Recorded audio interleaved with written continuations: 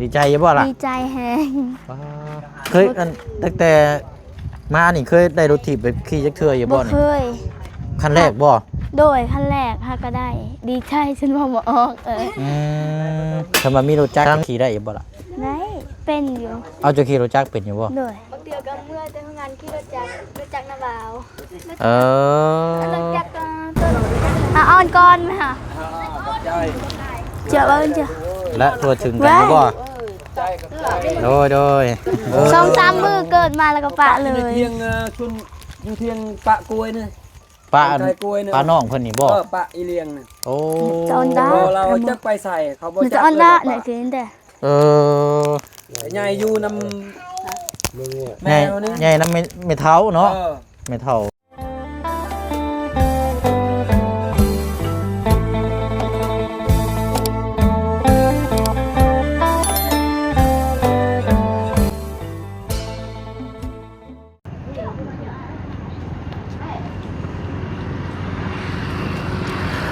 พี่น้องเนาะตัดผ้าเปิดมุมกล้องมาค่ำมืดแน่จังหน่อยเด้อพี่น้องเนาะเปลี่ยนบรรยากาศช่วงค่ำมืด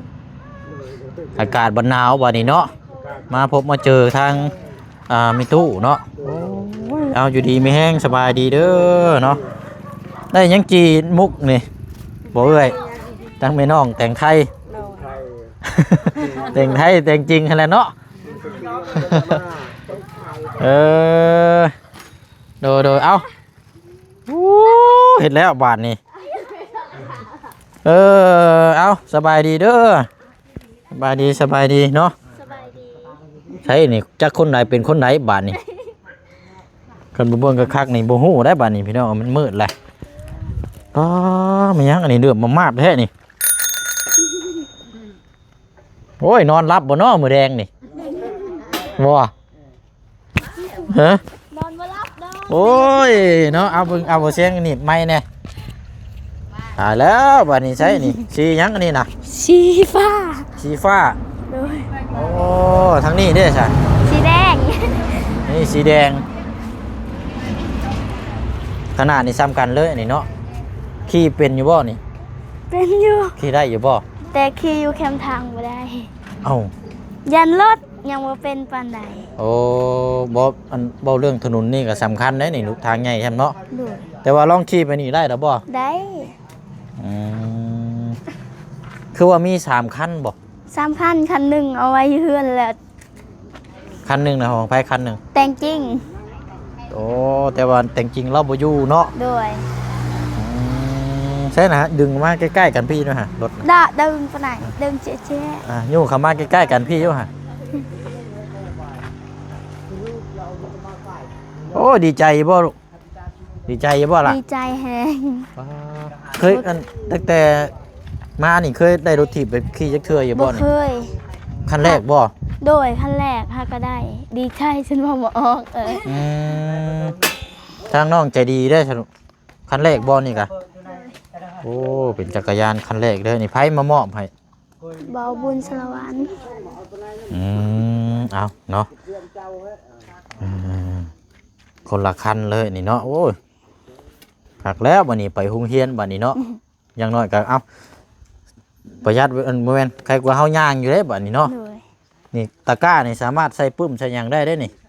ใส่หยังเกาะใส่ปึ้มใส่วิกใส่ถุงใส่หยังชุมเจ้านั่นเนาะในอยู่นึกกินไปแต่ว่าปั่นน้ำทางยางนี่ก็ต้องระวังรถใหญ่แล้วเนาะต้องปั่นให้เชี่ยวชาญโอ้อะไรไปหน่อยคำมือเนาะเพิ่นพากันกินข้าวกินน้ำกับยังอันนี้นะยังบ่ทันกินเนาะพี่น้องเป็นครอบครัวใหญ่เนาะกันสิว่ากันครอบครัวใหญ่อยู่เพื่อนนี่อันไผ่ตารางนี่บ่ได้มีบ่ประตูนี่บ่มีฮอดไฟโอ้นอหลอกไผ่นี่ใต้ใช่นี้มันจังหุ่งนี่หลอกหนึ่งอันไฟฟ้าบ่ได้มีบ่ซั่นน่ะบ่มีเอาบ่มีไฟฟ้าเข้าบ่นี่บ่มีป้านึกว่าเรือนหลังใหญ่ทั้งสิมีไฟฟ้าเข้าบ่มีอันนี้เนาะโอ้อันใช่แผงโซลาร์เซลล์แสงอากาศ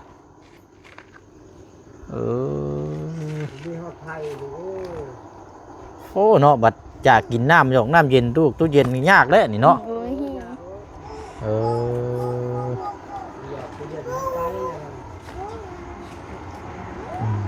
ลืมเบิ่งได้มื้อมามื้อเว้นนี่ก็นึกว่ามีสายปืนสายไฟเรียบร้อยได้ไฟเข้าเพราะจังหวะมืดอันนี้เนาะอืม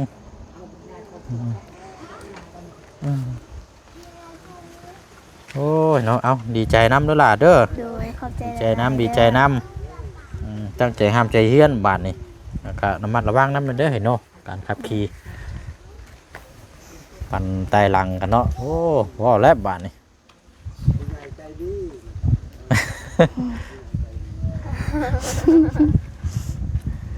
ลองปั่นเบิ่งได้เร็วแถวนี้เนาะ ได้ แต่ว่าอันปั่นไปทางยางนี่ยังบ่กล้าบ่ โดย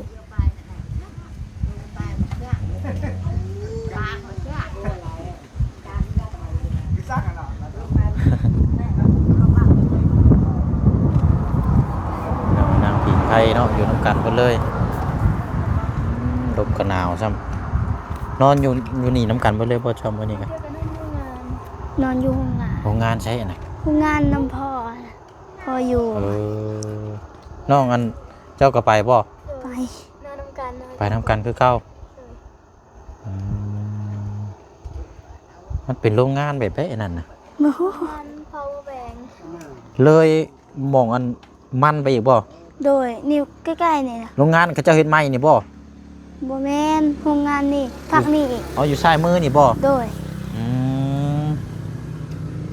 พอเจ้าเฮ็ดงานอยู่หันเนาะ โดย เราก็ยังบ่ได้มาบ่พอเจ้านะ บ่ เรานอนอยู่พุ่นเลยฉันบ่ โดยบ่มีวันนอนเลยก็นอนอยู่พุ่นเลย นึกว่าไปมาเยี่ยมยามนี่บ่ได้มาบ่ บ่บางทีเราก็ไปเอาเขา มื้อนี้เรามาหาเจ้าอยู่บ่มื้อนี้ บ่ มื้อไรซะเรามา บ่ แต่ว่าก็บ่ได้ไกลเนาะแต่ว่าก็คือว่านะมันเวียกเนาะเวียกงานมื้ออื่นนี่ก็ไปคือเก่าไปโรงเรียนบ่ โดย โอ้ยสิกล้าปั่นไปอยู่บ่สาบาทนี่ ย่างเอาบ่กล้าบ่กล้า เป็นจังไดเด้บาดนี้เนาะ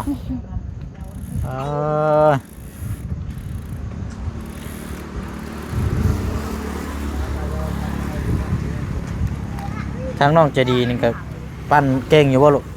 ปั่นได้อยู่บ่ ได้ เฮ้ยจะพลาดเลือดอะไรบ่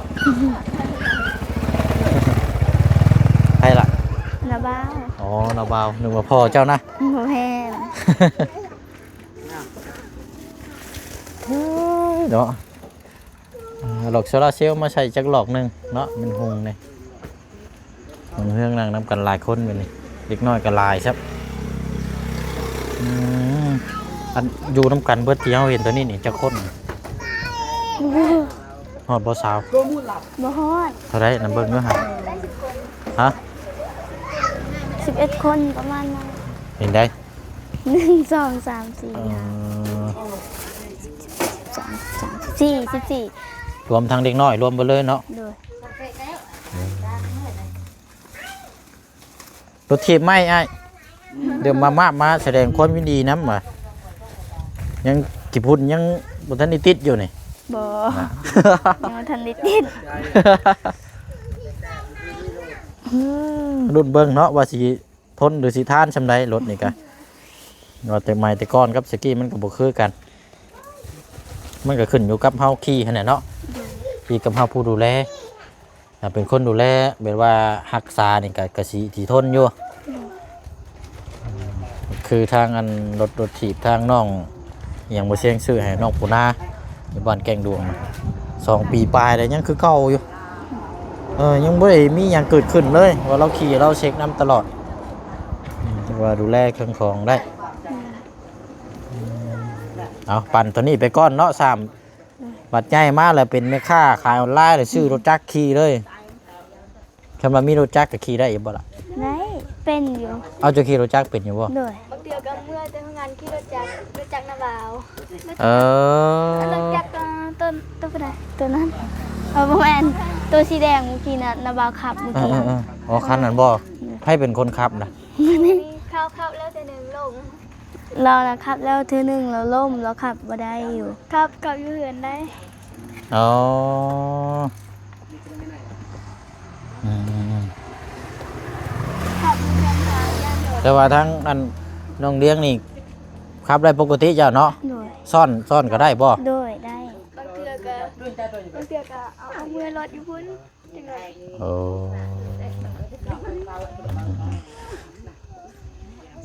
เอาเนาะก็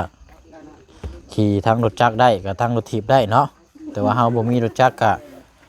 ปั้นตัวนี้แล้วออกกำลังกายน้ำเนาะไปโรงโรงเรียนใครอยู่มีน้องอยู่เนาะจะมีน้องอยู่ทางน้องใจดีเนาะน้องขี่ได้อยู่บ่ลูก ได้ บ่ดีแล้วซะเนาะ น้องเลยน้อย ได้บ่เนาะ ๆยังน้อยๆสำนั่น ฮะ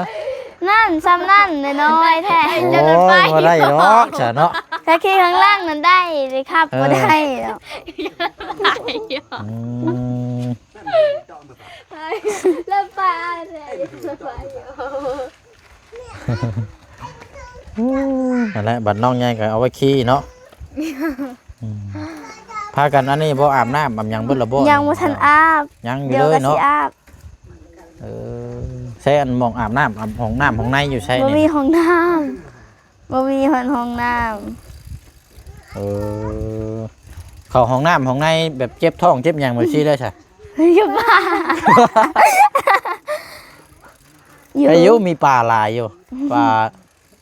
มันมีแต่เดินแปลนนั่นติมันสิไปทางใดเจ้าอืมระเบิดแล้วก็ห้องเนาะ อื้อหือ เออ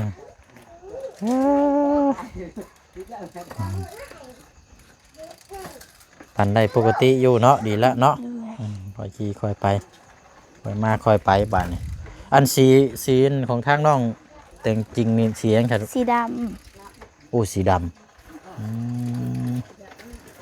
อันให้เลือกเอาเลยบ่นี่นะหรือว่าเพิ่นเอาให้อันนี้ ำเลือกเพื่อได้มักสีใดก็เอาสีนั้น เจ้านั้นเลือกสีฟ้านี่ โดยเราว่าจะมักสีใดเราก็ไปซื้อให้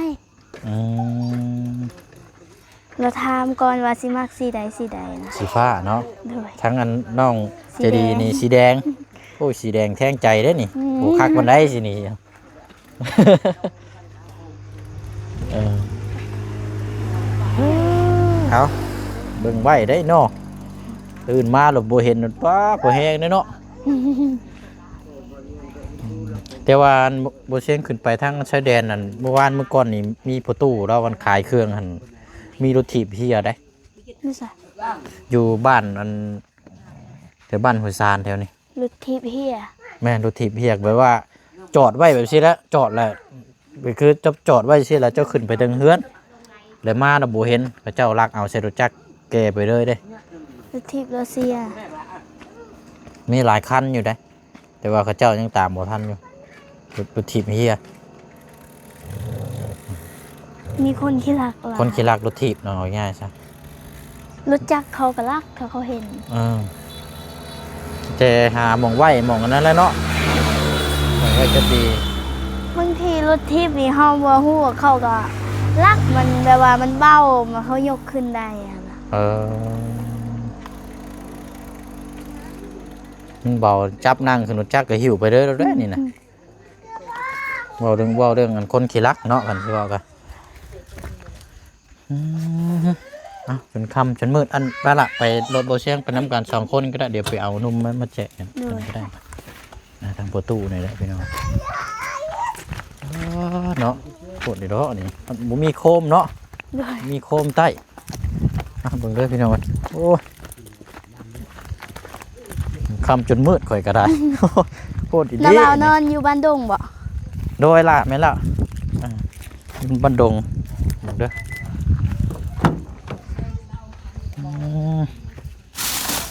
เอานุ่มไปให้ทั้งประตูแล้วก็ประตูเจ้าอายุเท่าไหร่ก็ บ่ฮู้น่าประมาณน่าจะประมาณ70 80นี่แหละ 70 บ่ฮู้ 80 คือกัน70ประมาณนั้นแหละ ประมาณนี้แหละเนาะ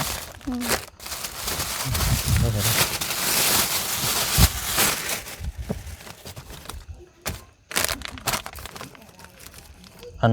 แม่น้องแต่งจริงก็อยู่หันได้เนาะ โดย แต่ว่าพอเราได้สับไปใช้ซะ พอเราไปสวรรค์แล้ว อ๋อไม่ได้เนาะพอเราบ่เป็นพ่อค้าได้น่ะเนาะ โดย เอาล่ะอ่ะอันเดี๋ยวไปแกะอันแจกกันเด้อแล้วก็มีขนมมันอยู่ แช่เกลือ เอาไปใช้ละไว้แท้ โอ้ยไปป้ากันเลยบาทนี่หันมาเบิดเอามีล็อกอันข่อยถืออันพีล็อกโอ้ยเนาะขนมด้วยเอาไปแกะแจกกันเพิ่มดิไปพุ่นละ แช่กันไหว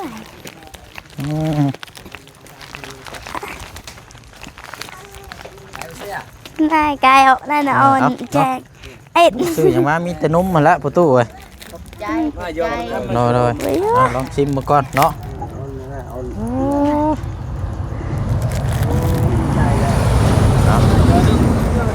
เอาก่อนไหมคะเจอเบิ้ลเจอ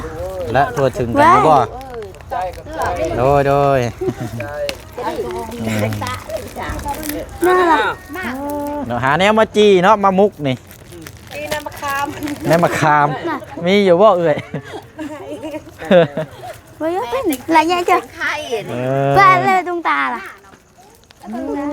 เนาะ เนี่ยนี่มาให้ตาใหญ่นั่นแหละ ว่าอยู่ แน ใกล้ว จีเนาะคากอยู่เนาะ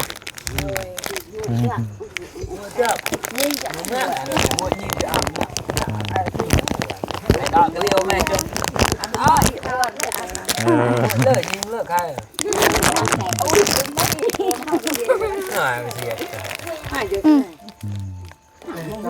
เอาเงี้ยไปยาย ใช้พ่อกันอยู่บ่นุ่ม พอแล้ว โดย ล่ะ เอาเนาะ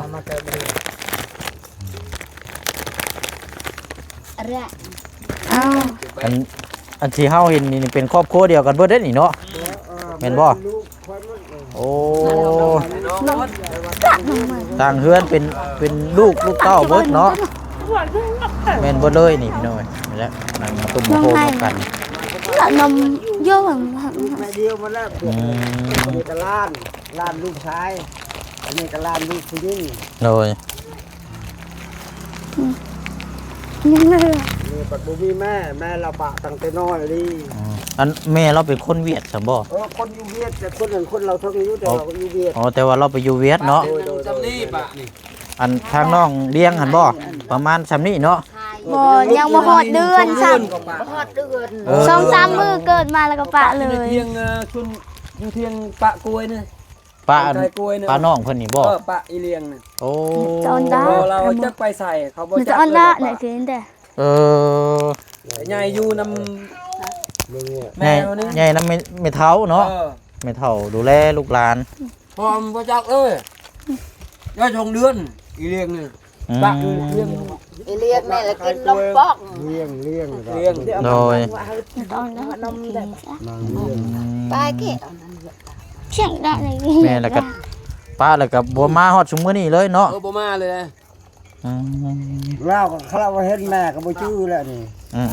บ่ชื่อคนแม่ช้ แม่ก็ไปเจอลูก ำนี่แต๊กแม่บ่มาช้ำไปปะเด้อกัน เขาเรามาลาวนี่ก็บ่แน่ได้เนาะเรามาเยี่ยมยามเนาะแต่ว่ายันเราบ่ได้มาหั่นแหละ บ่ฮอดชงเดือนครับมาเดือนนึงแล้วแม่ละปะ มาเดือน เลี้ยง เดียวก็ชลงบ่ได้กลางเลยไป ป้าไว้ในเถียงน่ะบ่นี่ไผเห็นน่ะบัดนี้ แม่นี่เห็ดแม่ ไม่ตู้นี่เห็นนี่เอาเลยป้าเลยเราหนีไปเลย ปะแล้วนี่ โอ้ บอกว่านี่เด้อลูกเขาเด้อปะเด้อแล้วก็ขี่รถจักรกับเวียดจักกับเราทั้งเขากับเมื่อเลยเขาปะ ไอ้มิดชะม้อยเลยเนาะ ไม่สบายเลย โอ้ประมาณยังบ่ทันได้พอเดือนซ้ำเนาะ นั่นแหละ ประมาณ15 มื้อ12 มื้อ ใหญ่นำพอตู้มีตู้ได้นี่เนาะ อืม นำพอเฒ่ามีเฒ่านี่ได้เบิ่งแยง อันนี้ก็น้องสาวค่อยผู้นี้หั่น เอาผู้นั้นน้องบ่ น้องอันนี้ อืม แล้วก็เฮือนอยู่พุ่นเฮือนผู้เดียวเราอยู่ผู้เดียวผัวเราก็ตาย สองหยาดบ้า อืม แต่อิงใส่กันนี่แหละอยู่นำกันอิงใส่กัน เจอธรรมชาติเราหนวดนี่ก็ลูกเฮามัน โดย ลูกชาย ลูกชายเนาะ นี่ก็ลูก คนนี้พี่น้อง แล้ว ไป แม่ เรียนกัน เราเห็นก็แม่บ่กล้าถามย่านเนี่ย ใหญ่เลยเนาะ ใหญ่เลย บ่ที่แล้ว ย่านลูกได้อีกแล้วปล่อยอีก จะเหม็นตายแก อยู่วัดนะเอาจะเอา บ่แน่เนาะบางเทื่อบางที่ก็อาจจะได้พวกมาหากันเห็นกันก็มีเนาะ โดย เห็นกันก็ดีเนาะทักทายกัน โดย อ่า ผมเรียนมาเบิ้งมาค่ะ นะอันนั้นเนาะเป็นผู้ฮู้ผู้ดีเนาะบอกง่ายสอนฟังเสือผู้เพิ่นมีพระคุณและทั้งประตูมีตู้และดูแลเรียกบอกสอน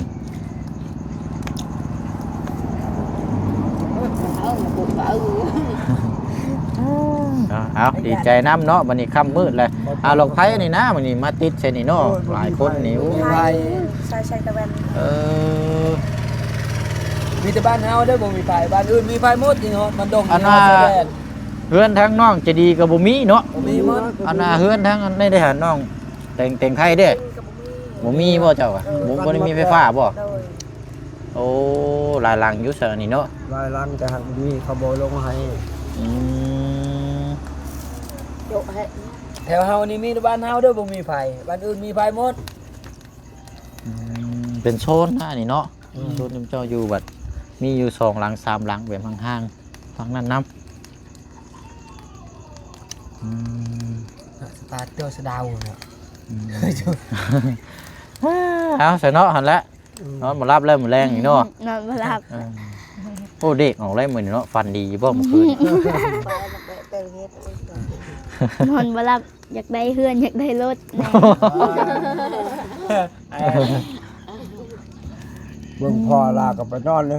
น้ำเข้าเลยบ่ชิมือเฮือนก็บ่มีบ่นอน กลับมากับบ่มีหมองอยู่เนาะอยู่นำกันหลายคน ไม่อยากเบิ้งกัน แยกย้ายกันอยู่เนาะ โดยนั่นแหละ มื้อนี้สิไปนอนน้ำพ่ออยู่พุ่นบ่มื้อนี้ โด ก็ ย ไปนอนอยู่ห้องงานนะ โอ้มื้ออื่นตื่นเช้าแล้ว7:00 นบ่6:00 นบ่ 6 โมงเช้า ตื่น หก มาเฮ็ดเวียก บางทีก็5 โมง 5 โมง 6 โมงก็ตื่น เพราะตื่นแต่เช้าเด้อเนาะ ยังไม่ทันกินข้าวเช้าไปโรงเรียนก่อน เออ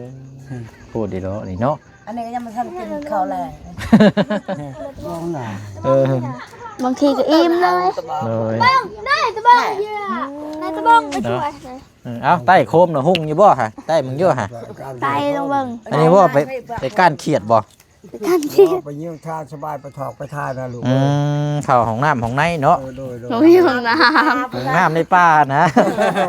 ชวนนั่น เออก ำลังทีสะทีชายโอ้ย โอ้ยเนาะ งานอะไรน่าลูกโอ้ย ยามพลให้กระแทก ยามพลมีบ่ โอ้ยลำบากลำพล ยามพล แม่นเขาเข้าใจอยู่ตัวนี้ลำบากแฮะ อืม บ่มีห้องน้ำ มี เล แต่ ย ส่วนกล้วยส่วนมันเขาหมด เพื่อชิแลนพอแห้ง พระราชล่มมันเจ็บอีกบ่แฮงอีกเนาะ อันละบุ้ยตาตาเงิน เอ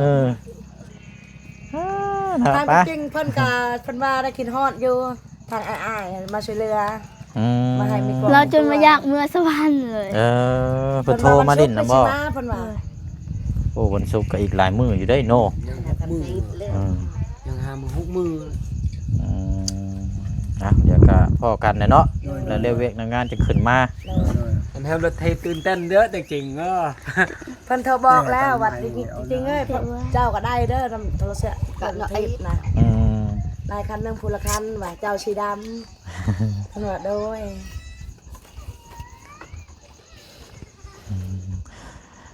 เอาแล้วเนาะสาวเชียงสิได้กลับเข้าถ้ำกับฮู้กันบัดนี้มงพักมงเช้ากันมันค่ำมืดแหละมันกระเทินแหละก็เลยถือโอกาสมาแวะมาพูดมาคุยฮู้จักนํกันค่ำมืดกันนี่แหละพี่น้อยเนาะประตูอายุเท่าไหร่แล้วก็เจ้า โอ้ก็ได้แล้ว70พุ่นแล้วเฮา 70ปลายบ่ โดยแม่นแล้ว 80 75 76พุ่นแล้ว โดย 80 มันจะเข้าฮอด80ได้ลูกเอ้ย บ่ติเลยพี่น้องเนาะเบิ่งลูกหลานยังบ่พอมีหลานเด่นผมแม่นเบิด แม่นมัด เนาะ มีแต่ทุกข์ยากและอยู่นี่ นี่ลูกเฮาเนี่ยเฮือนอยู่บ่มี ใช่เยอะ นั่ เนาะ นเฮือนมัน อยู่โซนลุ่มพุ่นบ่ เออ โดยเอาสาวสองสาวเด้อบ๊ายบายเนาะ สบายดีปลาลุง เอาเดี๋ยว บ๊ายบาย พ่อกันไม่เฮาเนาะอื่นพุ่นละจังว่ากันป่านนี้กลับก็เด้อเด้อ แม่น้องแต่งไทยเนาะ ใจใจ ไทยแต่งจริงเจ๊กย้ายพี่น้องเอ้ยค่ำมืดแล้วเนาะอาบน้ำอาบในนอนมืดเนาะหลอกพื้นหลอกไฟบ่มีบ่ยังมืดเอาโอเคเนาะพี่น้องเนาะมาฮู้จักกับครอบครัวของทางน้องๆเพิ่นมื้อนี้ก็ได้พูดได้คุยได้แอนน้ำกันกะนี่แหละพี่น้องเนาะเรื่องราวพูดคุยฮู้จักน้ำกันเนาะผ่านไปผ่านมาพี่น้องเอ้ยแต่ว่าอยากมืดแน่ขอโทษขออภัยหลายๆแล้วพี่น้องเด้อเนาะมันกระเทินแล้วมันมืดก็จำเป็นต้องเอามืดขยามันเนาะพี่น้องเนาะเอาก็แสดงความยินดีกับทางน้องๆเนาะได้รถถีบและจักรยานปั่นไปโรงเรียนเนาะพี่น้องเนาะคอยไปคอยมาคอยขี่คอยไประมัดระวังเบิ่งรถเบิ่งล่างสิเดียวซ้ายเดียวขอกับเบื้องหน้าเบื้องหลังเนาะเพื่อความปลอดภัยตัวเขาเองนี่แหละพี่น้องเนาะไปเนาะลาพี่ลาน้องไปก่อนพบเจอกันในคลิปหน้าคลิปนี้ลาแล้วพี่น้องเนาะมันค่ำมืดแห้งดีรอบ๊ายบายเด้อพี่น้องเด้อ